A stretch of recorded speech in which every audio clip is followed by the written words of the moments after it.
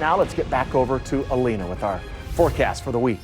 And the weather was perfect for that event, and even beautiful. You know, I mean, we couldn't have asked for anything better early September. I know typically we hit highs in the low 80s. We were a little bit above that today, but the weather still was decent. It wasn't too humid either. Right now, I just want to show you a quick time lapse overlooking Arrowhead, or GEHA Field at Arrowhead, and I want to focus really closely on the entrance as people packed up and lined up. Look at this. They just all swarmed in, and then you can see the stands were filled up earlier this afternoon. Great to see that out there today. Meanwhile, our satellite and radar picture has been pretty much clear of any cloud cover except farther north of the 435 loop. So northeast Kansas, northwest Missouri, partly to mostly sunny through the early afternoon hours. The haze has been thick, so you can see how much are darker shades of gray here on the map, indicating that at least the denser smoke that basically filtered out some of that sunshine and helped keep us a little bit cooler here locally. And there is still going to be some dense smoke just kind of lingering overhead as we head through tomorrow morning into the beginning of the day.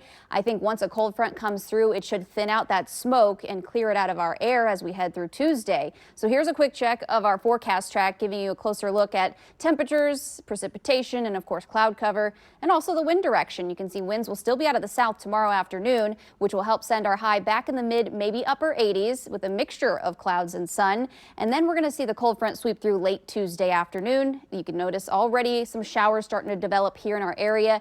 I think we'll get to 80, maybe low 80s by early Tuesday, just before the front arrives. And then rain will become a little more widespread, could be heavy at times with a couple of thunderstorms embedded in there. And that's what's going to help cool us down as we head through Wednesday morning. In fact, some areas may be in the upper 50s as early as Wednesday morning, with mid to upper 70s expected in the afternoon. Majority of us will be drying out, though, through the remainder of the week and getting a little bit warmer as we head through that time as well, with highs back in the middle 80s. Now, with that chance of rain and storms on Tuesday, there is the potential for a couple of strong or maybe even a severe thunderstorm to form as we head through that time. Right now, the Storm Prediction Center only has us under a marginal risk.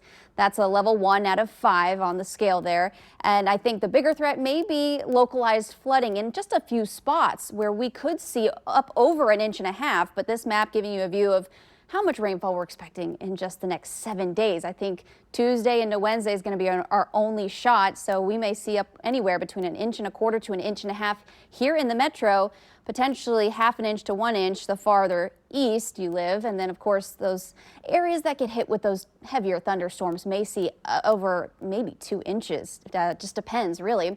Now, as far as the tropics go, it's still pretty active. We've already passed the historical peak on September 10th, and our eyes will be mainly focused on Nicholas here, really quickly showing you this track as it takes it up into the northwestern Gulf Coast, possibly making landfall somewhere between Brownsville, Corpus Christi, or even near Galveston, Texas.